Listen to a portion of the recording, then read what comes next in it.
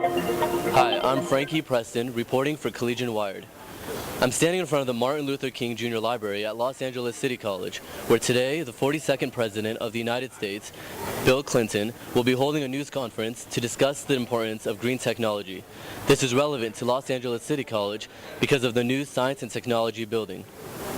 His visit is also important because the President will be joined by Mayor Gavin Newsom, who is running for Governor of California and is endorsed by President Clinton. 2001, the United States consistently ranked first in the world in the percentage of young people between the ages of 25 and 34 with four-year college degrees.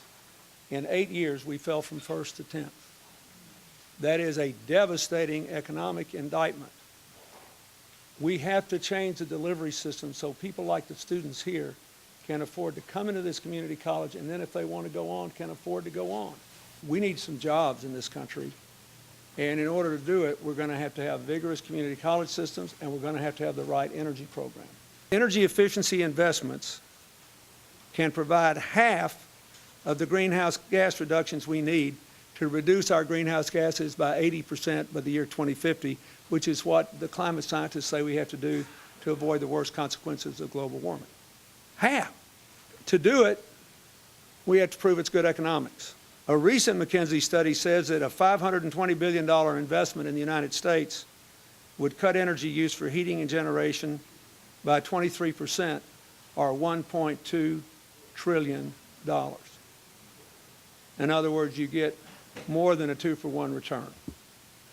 I believe that we could get 1 million of those jobs from a serious all-out commitment to energy efficiency. What's that all got to do with Mayor Newsom? I'll tell you, San Francisco may be the greenest city in the entire country, and it's because of his leadership. They are going to reduce their greenhouse gas emissions by 20% below 1990 levels by 2014. They have already cut their utility bills through efficiency alone, the utility bills of people in the city of San Francisco, by $17.5 million. They have brought 200 clean energy companies to San Francisco to work and to be headquartered. They give $7,000 rebates from the city to people who put up solar panels. They recycle 72% of their waste. That's the #1 ranking of all the cities in the United States. They now have perhaps the highest green building standards in the entire country.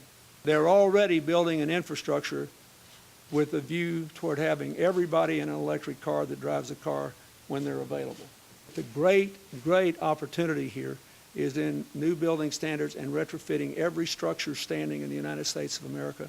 We could lead the world towards saving the planet for our children and grandchildren, and do it in a way that would create the greatest economic boom in this country since we mobilized for World War II. So that's why I'm here today, because Gavin Newsom has walked the walk. He just doesn't talk about it. And I spent a lot of my life doing this. So I'm thrilled that he has done it, and I'm glad he wants to do it on a larger scale. Mayor Newsom. What defines our greatness is the capacity of people. But as the President referenced, we're losing that battle.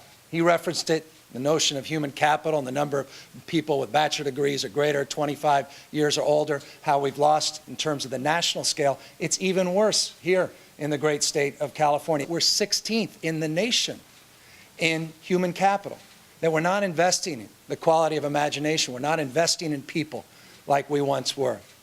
President campaigned in 1992 on putting people first. It's time to reconcile the fact that we're starting to price people out, even of community colleges like this. $26 a unit.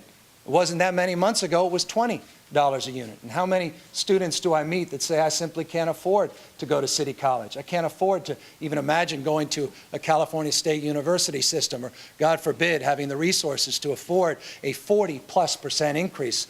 Reference some of the work we've done in San Francisco. We do have a local global climate action plan to roll back our greenhouse emissions. In fact, it was when we pulled out of Kyoto that we put together our local climate action plan, and we decided to go twice as far as the Kyoto protocols. San Francisco has grown its economy. And by the way, we were the first city in the United States to submit our greenhouse gas emissions, not to the mayor's press office, but to a third party in a climate registry. We've already rolled back our greenhouse